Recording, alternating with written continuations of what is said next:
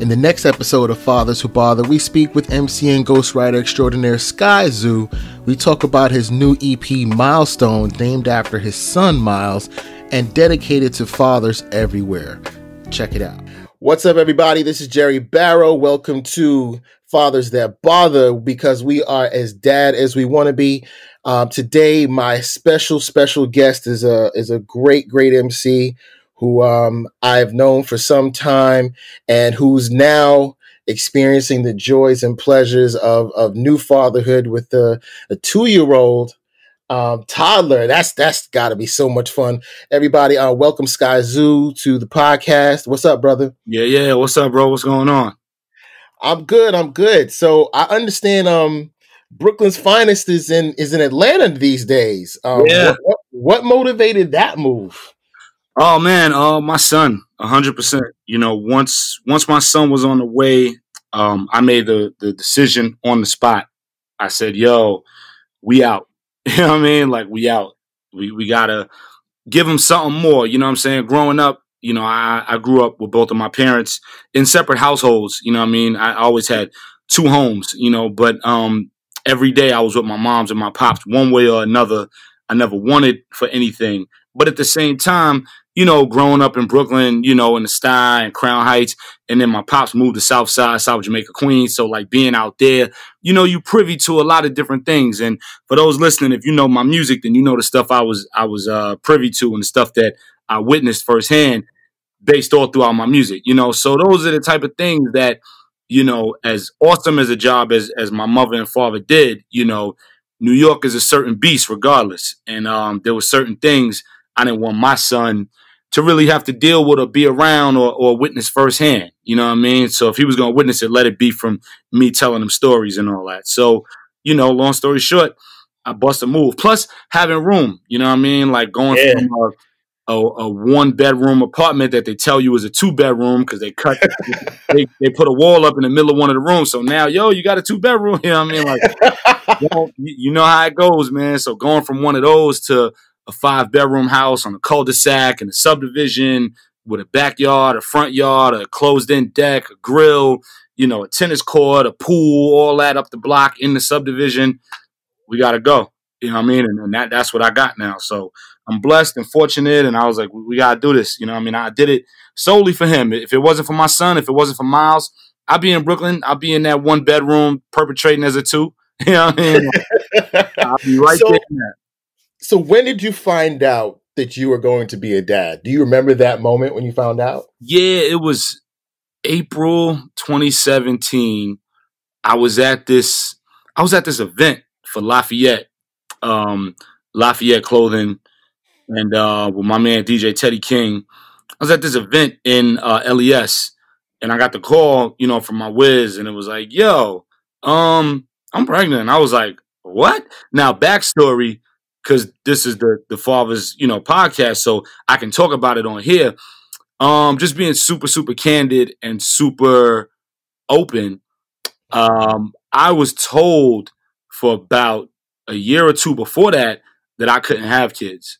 You know, when you're trying, it's one thing to just, you know, be out there, whatever. But when you're actively trying to bring a life into the world, you know, you're trying to figure it out, you're trying to do it, and then for whatever reason, it's not, you know, it's not going. So you go to the doctor, you know, and the way the world works, people always assume it's the woman first. It's just the way the world works, and it's sad, you know what I mean? But so it was, you know, was it my whiz? And, you know, she did all the tests with the doctor. It was like, no, it's not her.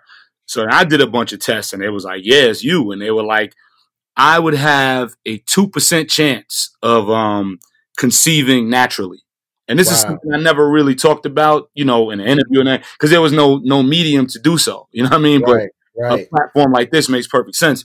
You know, I said it on Retropolitan with me and Pete when I said, doctor said I couldn't make Miles until I made Miles. Like, people didn't know what I meant, but my family knew what I meant. You know what I mean? That's what that meant. Wow. Yeah. I caught that too in the song we'll talk about later, where you said doctors told me my only hope was IVF. Right. I was going to ask you about that, but you've already gone there. So yeah, go ahead.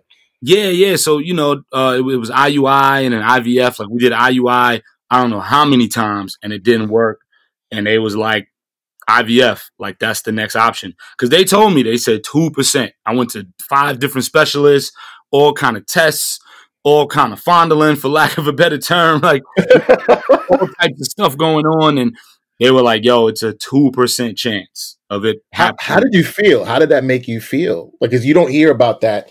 So I wondered what was going through your mind when they told you that. Yeah, a lot of times, like when it's a woman who's told something like that, they may feel like less of a woman, which I don't agree with. I think a woman is a woman regardless. You know what I mean? I think a woman wears a crown and is a queen, whether or not they can have kids, So, but I understand like a woman feeling a certain way about that. So, men would feel that way too, and you don't hear about it as much with men.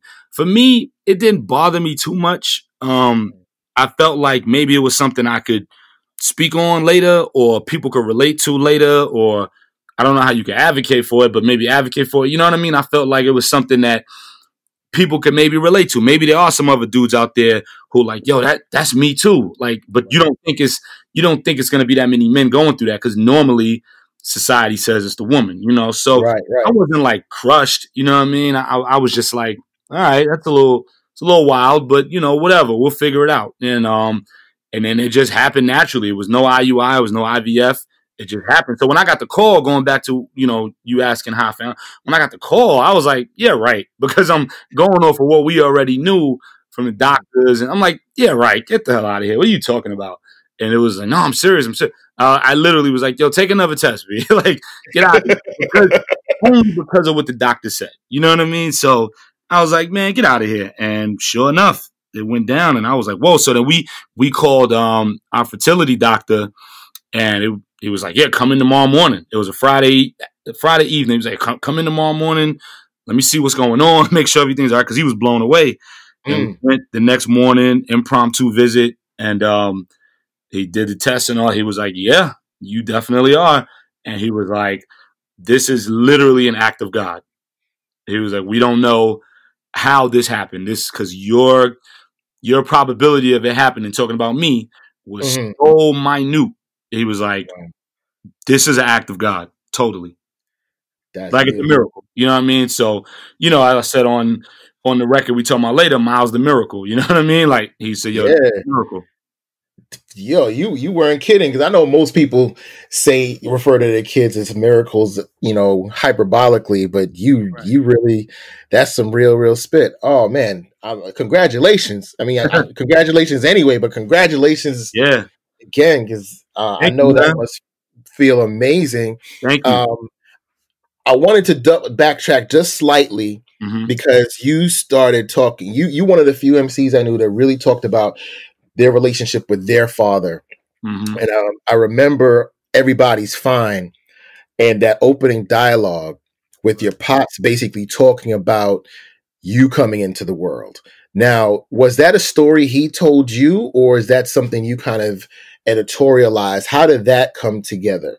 Nah, I just put it together. He never told me that exact story, but I know his life story. Him growing up in Flatbush, running the street, jacking people, sticking people, just really being an 80s Brooklyn guy through and through, name ringing bells. And my pop really was a street guy who just cleaned up, you know what I mean? But he really, really was a street guy. So I knew all that stuff.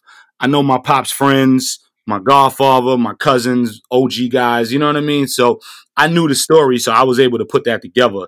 And when he heard it, he loved it. It wasn't like, hey, that didn't happen, because it did happen. It just may not have been verbatim word for word. But I knew where he was from all the stories he would tell me about how once he knew I was on the way, he cleaned up. I'm going to chill on this. I'm going to go get a job. You know what I mean? Like all that type of stuff. He started working at Paragon and Union Square and all that. And, because my pops had me young. Pops was 20 and my mother was 19 when they had. So, just all the stories he had told me, I was able to put that together. Okay, that's so. Tell me, and those who may not know, what was your relationship like with your father growing up? Oh man, it was every single day.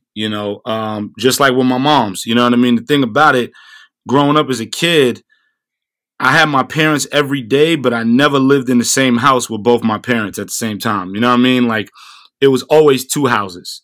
Like my parents split up. When I was like my son's age, when I was a toddler. So I wasn't old enough to remember any. Like I never saw my parents hold hands. I never saw my parents kiss. You know what I mean? Like to me, it would probably freak me out. You know what I mean? Like because I just never saw it before. So for me, it was normal. So I would watch TV in the 80s and 90s as a kid. You watch TV and you see parents getting divorced and the kid is heartbroken or it's a big deal.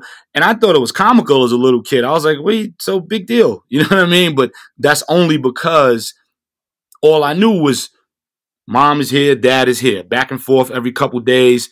Monday through Thursday, I'm here. Friday, Saturday, Sunday, I'm here. Different parent picking me up from school every day. That's all I knew. And that was normal. There was nothing wrong with that because I got everything I needed, everything I wanted. I didn't miss a meal ever. I just had 2 cribs. You know what I mean? Like I had 2 different apartments, and that was that. Wow. So now you've taken that experience and now your experience being a new father and put it into this EP called Milestones, which is this dope, phenomenal, timely as hell. Thank you. When did you decide to do this and when did you start recording it? The idea came from working on All the Brilliant Things, which is my upcoming full-length solo album towards the end of the year.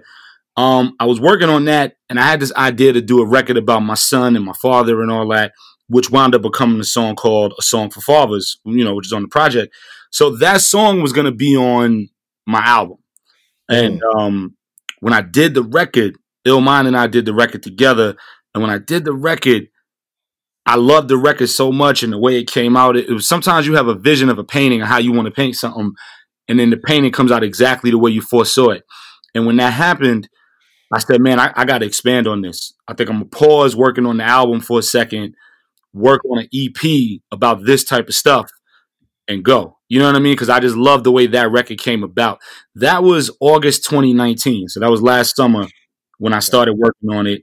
And I work fast. So like I did that record and a couple more, and then I went back to the album. Then I jumped back into that project a couple months later. I went on tour. I jumped back into it. So it wasn't like I've been working on it for a year or 8 months or something. Like it was quick, but I was pausing because I had other things going on. But I knew it was something I wanted to finish and I wanted to do.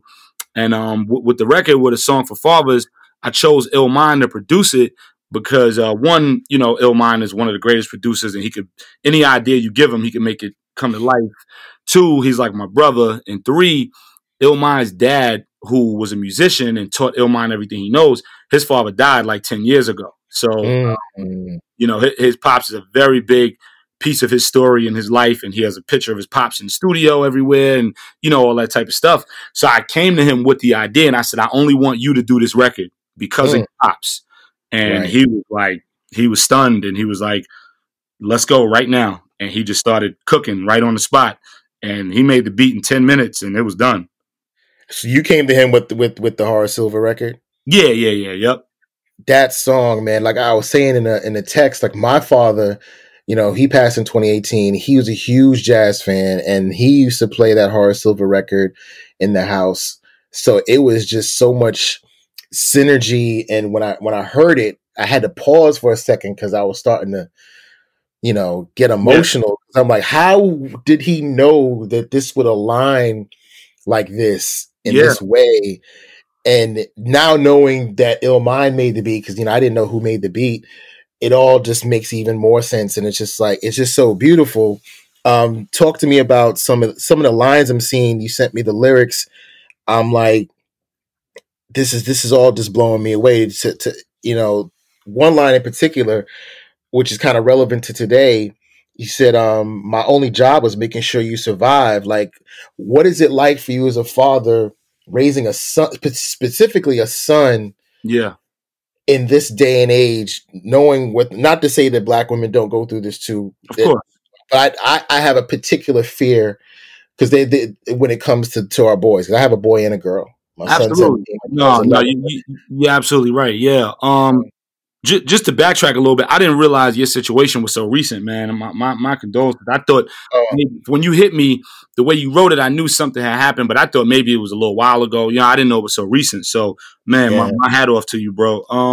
With the joint, man, especially with that line, like that's kind of the stuff my pops would say to me, you know, because like on that song, it's me talking about my relationship with my dad, and then me talking about my relationship with my son, and then me wrapping it up in the third verse, like how the two bounce off one another and how one is important to lead into the other. So with that line, you know, my only job, he said, my only job is making sure you survive. Like that was it. Like my pops would always say that to me. Like my only job on this earth is to make sure you're good, is to make sure you survive, you make it, you defy the odds, you don't become a statistic, you know, all of that. Like that's my job. He was like, so my job to this day, I'm 37. My pops is 58. He's like, my job still isn't done yet. And I'm like, what are you talking about? I'm mega grown. You come to my house and have a beer on my grill with my food, you know what I mean? Like, what are you talking about? And he's like, my job's never done. He's like, you'll see. And I'm like, you're absolutely right. I see. You know, my son Miles could be 40, 50 years old. I'm still going to be like, yo, watch out for that. Yo, what? You know what I mean? Like, you know, I'm sure you get that too, you know? So my pops looks at it the same way. Like, job's never done. You know, my only job is making sure you survive. Wow. When did your dad finally first meet Miles? At the hospital. At the hospital when he was born, everybody came. You know what I'm saying? Like hospital was full of people. Everybody came. He didn't want to hold him because he was like, I don't really like holding baby, Sky. I don't want to drop him.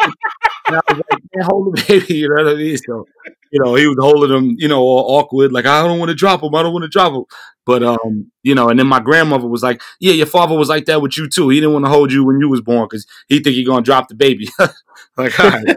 But, yeah, he was at the hospital, you know what I'm saying? And, you know, he lit up like a Christmas tree and, you know, all that type of stuff, man. And it was just beautiful, man. You know what I mean? It's just a beautiful thing. And the same stuff my pop said to me growing up, he says about my son. He goes, you know, you think something's going to happen to Miles? Like, you know, we're just talking hypothetically. He's like, man, let somebody think about laying a finger on Miles and see what they wind up in. You know what I mean? Like, so, you know, the same love transcends, you know what I mean? And absolutely, I feel it. I know that feeling. Said my son was born in the same hospital as Blue Ivy. Yep. He was born in Lenox Hill. Yep. Okay. Yeah. Did y'all shut down the whole floor? Like, I would. We did get the private room though. I paid for the private room. You know what I mean? So cool. The first night we didn't have the private room, so it was a little rough because the woman next to us, I guess, she had to breastfeed like every hour or something. So she had an alarm on her phone. And the alarm would ring off every hour, you know, like bam, bam, bam. But she would sleep through it. So the alarm is just buzzing every hour, waking us up. And I can't wake the lady up. That, you know what I mean? I'm not going to move the curtain and go and wake the lady up and be like, yo, your phone is buzzing. So I didn't know what to do. You know what I mean? So I was like, yo, we got to get our own room. You know what I mean? Like, I'm not going to go invade the lady privacy and tell her, yo, turn your phone off. Every hour it was ringing so she could breastfeed her baby. I was like, we got to get our own room. So I just told them, yo, how much is a room? And I think it was like $800 a night or something crazy. And I was like, yo, book it. Like, let's go. Like, we got to get on it. You know what I mean? So, yeah, he was. And the thing about that line, that's one of my favorite lines, too, on the project. You know, I was born in Kings County, shooters beside me. My son was born in the same hospital as Blue Ivy. My father was 20. I was 35. I'm still trying to measure up to the worldly design. So it's funny. It's like a yin and yang with the line because I'm saying my pops was so young when he had me that I was born in Kings County, which if you know Brooklyn hospitals, that's like the worst hospital in Brooklyn. You know, so I was born there too. You know what I'm saying? Like, yeah, I was born in Kings County. Shooters beside me, meaning like the guy in the next room probably got a bullet wound. You know what I mean? Like that's where I was born. My son was born in Lenox Hill, where Blue Ivy was born. So the line means my pops was doing it one way because that's all he could do, but his job was to make sure I elevated it. So job well done because I was able to elevate it and have my son be born in Lenox Hill, Upper East Side, and da-da-da, and all the other, you know, things that come with it. But then on the flip side, I say I'm still trying to measure up to my pop. Even though I was able to elevate it, I still don't feel like I've measured up to what he's doing. So that's the irony of the line where I'm like, yo, I took it a level higher, but I still don't feel like I'm good enough. You know what I mean? And he was younger. He had me at 20. I had Miles at 35. You know what I mean? Like I elevated. I did it right. I took it the next level. but I still don't Right. feel like I'm good enough. That's Right. that's the irony of the line. Right. Yeah. I think we all grapple with that at some level. Whether our fathers, it's like whether if our father wasn't there, we feel like we want to overachieve and be better. And if our father Absolutely. was there, we're trying to match whatever he did. So there's always a pressure when you're a new dad. Hmm. What was it like these first 2 years of Miles? Like, what's that been like, man? It's been amazing. He's a wild boy. He's all boy. There's a saying that my grandmother says. She says, "Oh, he's all boy." Like when my grandma's is 81, 82, South Carolina. She see him. She's Skylar. He all boy. He all boy. I'm like, yeah. He's bouncing off the walls, climbing over the couch and jumping off. He falls once a day and he laughs it off. And I'm like, dude, chill. Like, chill. I'm not trying to go to the hospital. And he just laughs it off and runs. Boom, takes off. He wants you to throw him as high in the air as possible and catch him. And so it's been wild, man, but it's been amazing. People are like, my God, he looks just like you. He got your eyes, whatever, and all that stuff lights me up. He's into a lot of the things I was into as a kid, even though he's only a toddler. And it's crazy, man. He's super into music. I see it already, and I always told myself, I said, man, I'm not gonna force him into music. I'm not gonna push him into music. He's gonna be surrounded by it by default, but Hmm. I'm not gonna push him in it. One, because I don't know if I want him in the industry because it's so cool. Mm. You know what I mean? Like I know everything I've gone through in the music industry and I've been successful and been able to have a great career and do great things, but it didn't come without a lot of nonsense. And I'm like, man, the game is so corny. I don't know if I want that for you, but I'm not going to deter you. It's not Right. going to be like the movie Coco where it's like, no music, the music is fun. You know what I mean? Like, clearly I know Coco because I got a toddler son, but it ain't gonna be like that where it's like the music is banned. Like, nah, like if he wanna do it, he could do it, and I'll make sure he has everything I didn't have. Everything I know, of course, I'm gonna give it to him. Yo, move like this, don't move like that. Here's where I made a mistake. Here's where I did it right. I'm gonna give him everything he need to know. But if he came to me wanting to do anything else but music, I'd be with it. You know what I mean? But if he want to make music, I'm with it as well. But I see it in him, right? Like he has these toddler toys, and like you hit a button, they go A, B, C, D, does the thing. So he'll hit the button over and over, and it'll be like A, B, A, and I'm like, yo, what is going on? Like, I'm dead, no lie, man. Yo, dead serious. It took me a minute to realize it.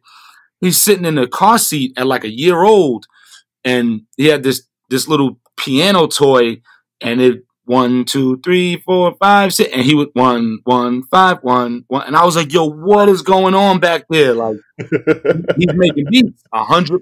Like I got videos, like he's making beats. You know what I mean? And I'm like, this is insane. Or like when he's watching a movie, he watches the movie all the way through the credits. And we were like, why does he not, like, if you turn it off before the credits, he gets upset. Why is he watching? Because it's music during the credits. You know what I mean? Or like when he's playing, if a show comes on and there's a theme song, he stops.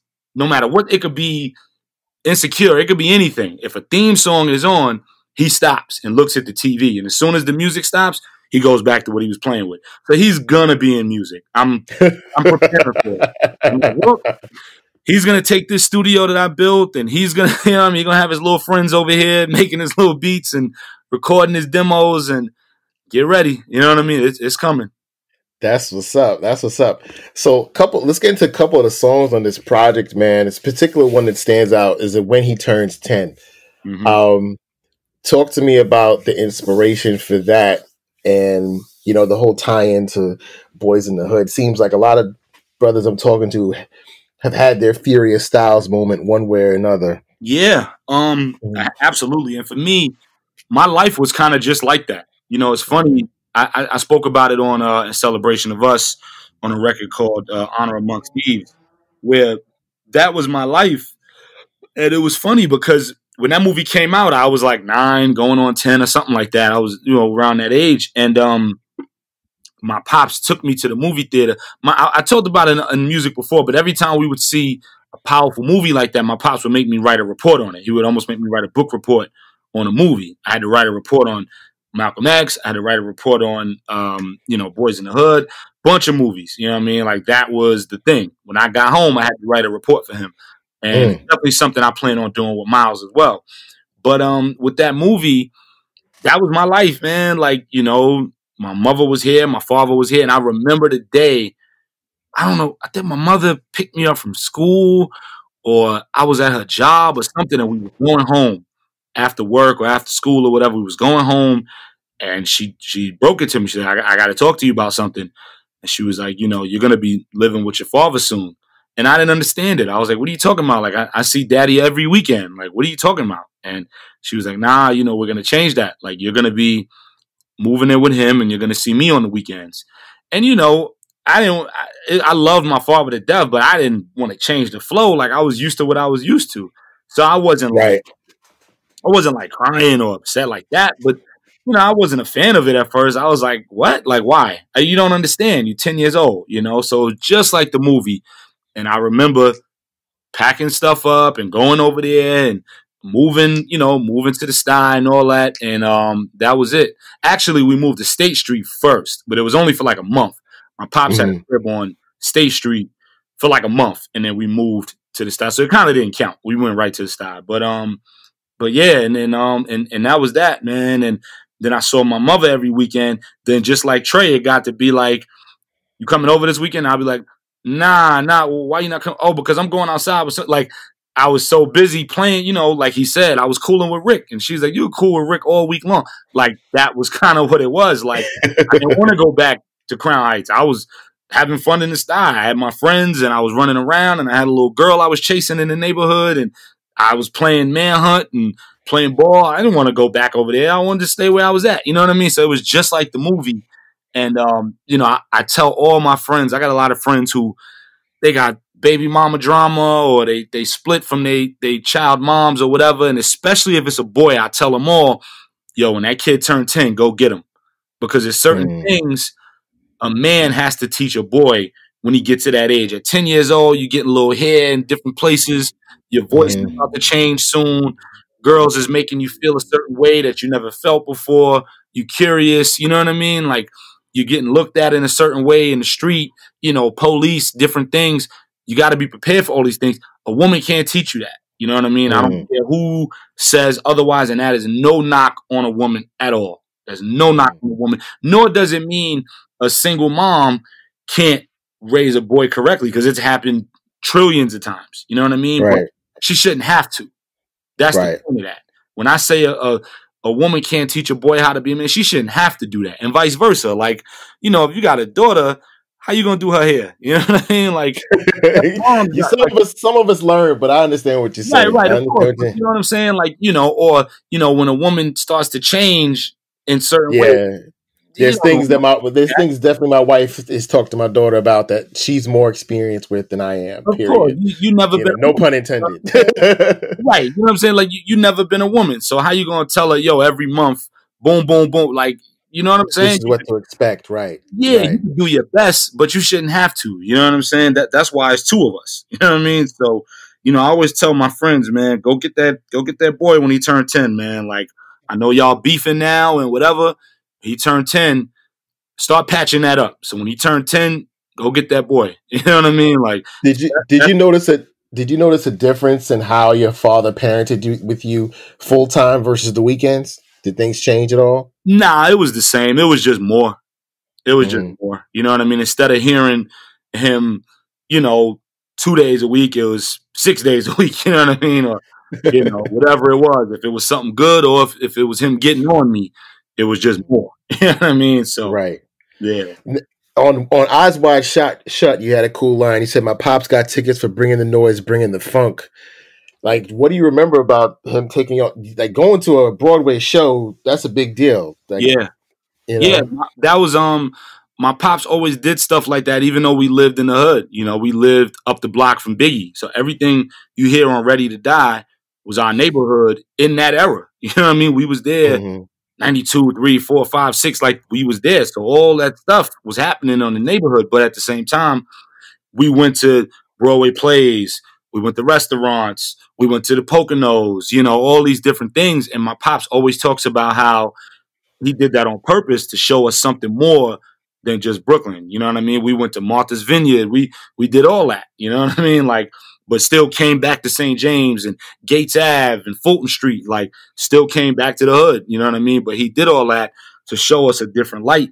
And it's one more of those things that I plan on doing with my family, with my son. You know what I mean? Like, it's, you know, what I plan on doing, just carrying that tradition.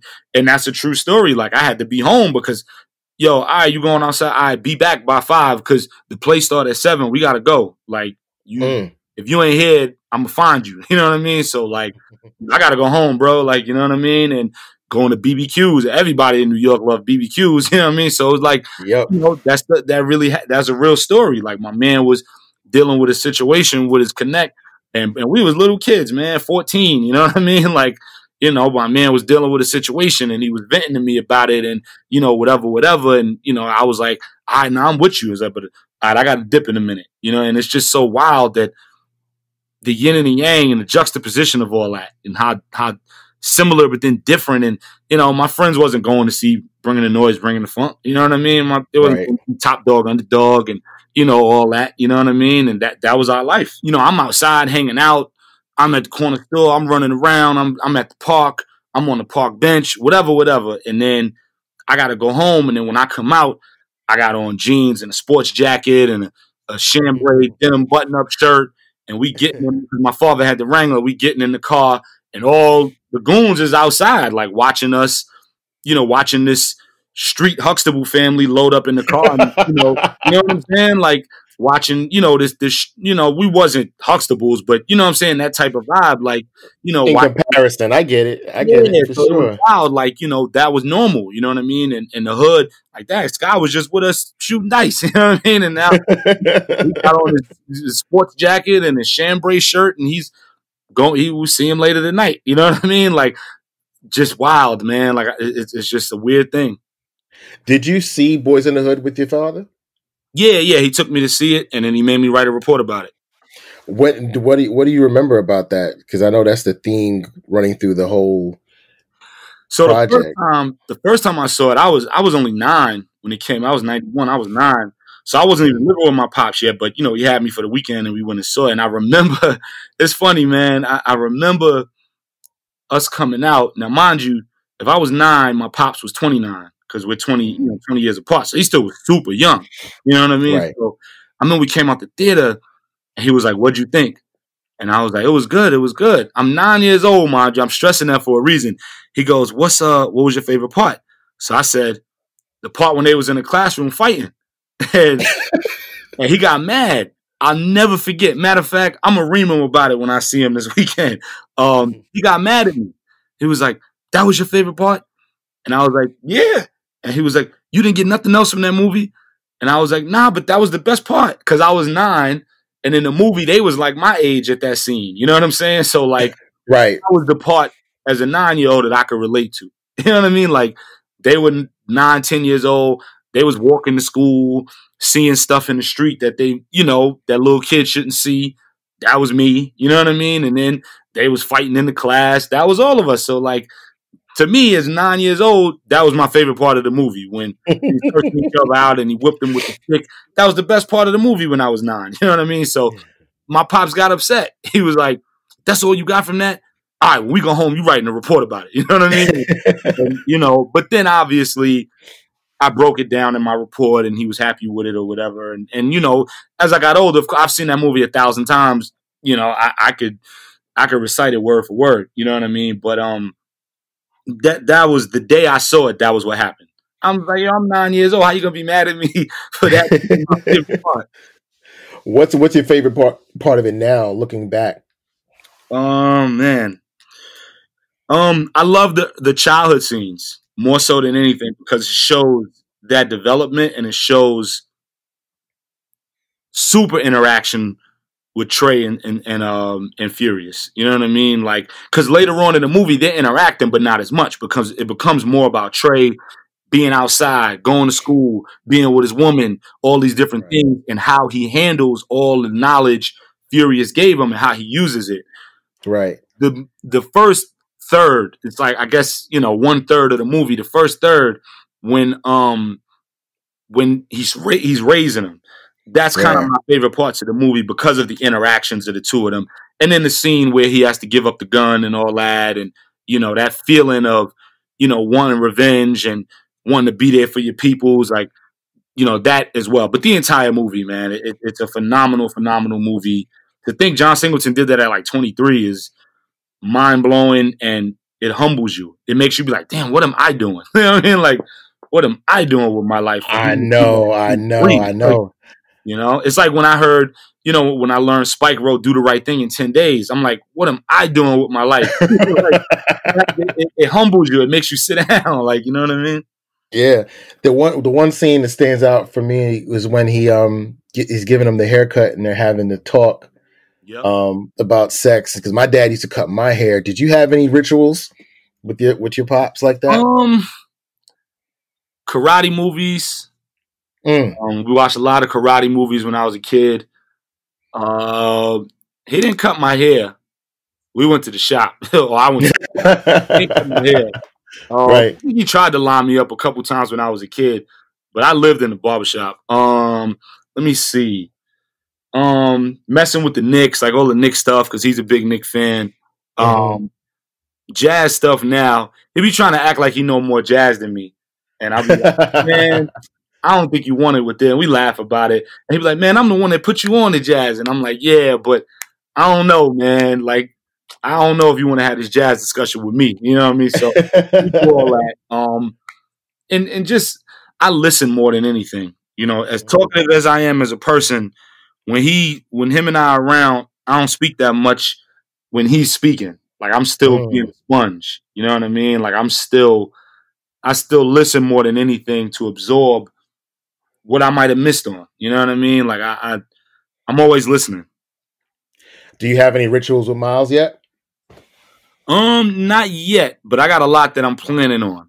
I mean, me and my pops went fishing a couple times. It's hard to fish in Brooklyn, but we went fishing a couple times when I was little, Prospect Park and all that. Was it Prospect? I don't remember. But we went fishing a couple times when I was little. But again, that's hard to do when you live in Brooklyn. You could do that in Atlanta. But, you know, there's certain things I plan on doing with him. You know, definitely a lot of basketball, a lot of music stuff if that's what he wants.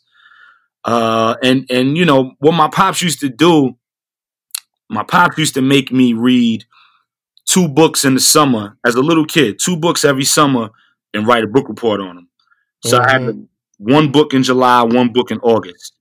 And even if I got straight A's in school and I did great, didn't have to go to summer school and nothing like that, I still had summer homework. You know what I mean? And I used to hate it, man. I used to hate it. I used to be cursing my father out in my head, man. Like, come on, B, it's the summer. AP English. I got A's, everything, no less than a B+, and that's only in math. Come on, man. Let me get a break. But, no breaks. My father had me reading Dante's Inferno when I was in middle school. I'm like, half of this is in Italian, Pop. What are you doing? You know what I'm saying? Like, exactly. But, you know, looking back, everything it did, man, like, you know, all my friends is jammed, man. You know what I'm saying? Like, I got a couple friends, like my best friend A, who I always talk about. He had his pops, so, you know, he's straight. You know what I mean? He good.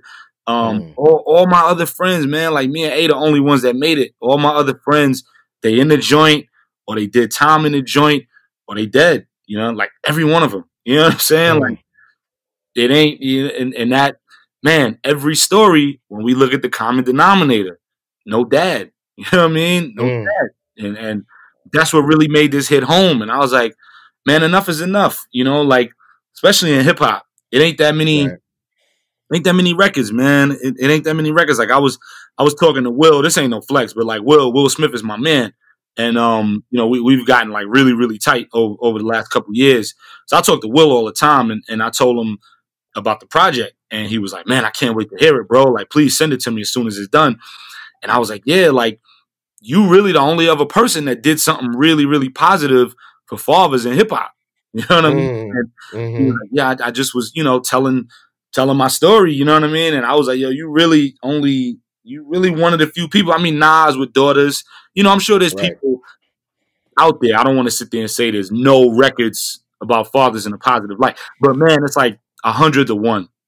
Yeah. You know what I mean? There's definitely more. My father wasn't nothing. My father wasn't around. Type records. It's literally, bro. It's like 100%. And just to say this on the record, it's not. If that's your truth, that's your truth. There's nothing wrong with it. You know what I'm saying? Like, if that's your truth, that's your truth. If you grew up without your dad and your mother was everything and your mother held you down and you made it because of your moms and your pop was a sucker, word up. You know what I mean? Like, sing that truth, man. You know what I mean? But there's a lot of people who that wasn't their life, but they don't talk about it. You know what I mean? They may not go out there and say, I ain't have no dad, but they're not going to go out there and say, yo, I had a dad who was always there. For whatever reason, it ain't cool in hip hop. Man, that's the coolest thing in the world. Be like having both of your parents. You know what I'm saying? So I was kind of over it. I was like, man, enough is enough. You know what I mean? I remember on Everybody Hates Chris, which I absolutely love. I love Chris Rock. He's from the Sky, so it's always going to be a family thing. And even though I don't know him, you know what I mean? But, you know, he's just such an amazing dude. And on Everybody Hates Chris, the Father's Day episode where he was like, you know, Mother's Day, you can't get in the restaurant. Father's Day, you come in the restaurant. Mother's Day, all the gifts is sold out. Father's Day, gifts is half off because they can't get rid of them. You know what I mean? Like, that's such a real thing. And it's funny, but it's such a real thing. And I was like, man, I don't know if we getting the light we deserve. We can get light without taking the mother's light away. Because, you know, make no mistake, mothers are everything. You know, women give life. So life is a woman. It comes out of a woman. It wouldn't be without. You know what I mean? So that goes without saying, but I'll say it. You know, like women, motherhood, that's everything. But fatherhood is right there with it. So let's just get a little light for a quick second. That's all I wanted to do, man. You know what I mean? And use myself as an example. And the irony of Boyz in the Hood being so eerily similar to my life. So being able to use that as kind of a mascot throughout the project. Yeah. Yeah, I peeped that and thought this is just very apropos. Going back to the title track, I know you had some plans to do a video, and I know that COVID has just made everything hard. Have you made any progress towards doing something visual? Because I just think about all the MCs I know who are dads, who I plan to have on the show, you know, God willing. What do you think can be done visually for this to get it out to the world? Yeah, I'm working on something now. I can't get super into it only because I don't want to ruin, you know, the surprise. But I'm working on something kind of cool. My idea was to do like a bunch of rap dads. You know what I'm saying? Like, you know, Terminology and his kids, and Pete Rock and his kids. Just every rap dad, you know, that I could. You and your kids. Everybody rap dad. You know, whether you rhyme, produce, you know, you cover hip hop, whatever it was, everybody on the scene that I could get my hands on to come through and, you know, and just be in this video with their kids and make it a real cool thing. But, you know, Corona, you know, really got in the way of that, obviously. So I'm working on something else, and hopefully, you know, we can get it off in time and it'd be really, really dope. I'm excited about it. So hopefully it's something that resonates. It should be really dope. If I could pull it off the way I want, which I'm working on now, it should be really, really strong. What has been your biggest challenge as a father? What's something that threw you for a curve? Like, you know what? I really wasn't prepared for this, but I'm going to figure it out. I think the balance with work, because, you know, we're in the same industry. It's not conventional. It's not 9 to 5. You know what I mean? We don't turn it off at 5:01, clock out, and go home, and then we good until 9. You know what I mean? Like, it don't work that way. So, like, I could be in the studio. I could be taking a phone call at, you know, 11 p.m. because there's somebody in LA and it's, you know, 8 on AN. So we still got, you know what I mean? Or I could be on tour for 2-3 weeks at a time. And so that type of stuff, which I knew was a reality and I knew was going to come, but I didn't know how it would hit. But at the end of the day, my priority is my son. So everything is dead when it comes to him. Like, dead it all if I have to. You know what I mean? If I got to choose between taking him for his doctor checkup versus, you know, doing an interview with so-and-so or doing a show with so-and-so, it is what it is. You know what I mean? Like, it really is what it is. I'm picking my son every day of the week and twice on Sunday. You know what I mean? So, but that's the only challenge. But I welcome it because I do all of this for my son and for my family and livelihood and all that. And, you know, if I had to stop today and just live off of what I made and go get a job somewhere targeted, I would do it. Like, I don't care. Like, you know what I mean? If I had to. Thank God I don't have to, because I'm doing well.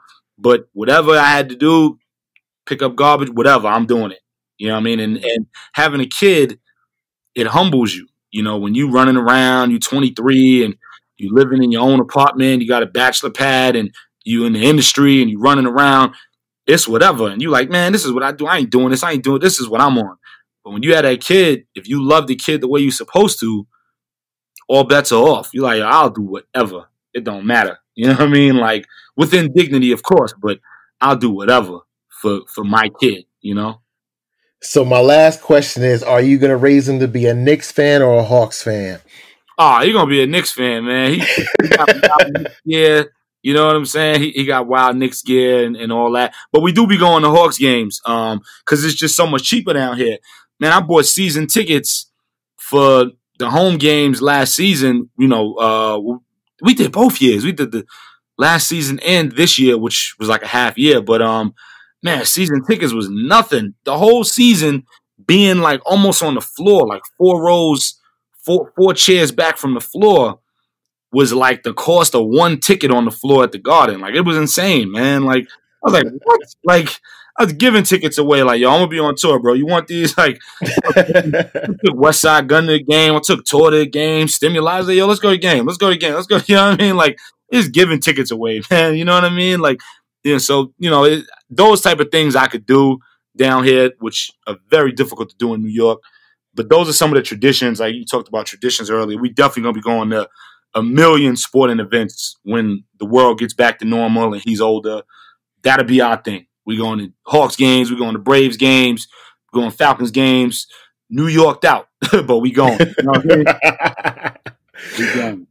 That's what's up, man. Yo, Sky, thank you so much for taking the time to talk about this wonderful journey you're on, the new project, Milestones. June 19th. And June 19th. Yeah. And, you know, we're looking, and congrats on the Bluest Note too. I've been rocking that as well. You always give me plenty of music to listen to, man, on the low.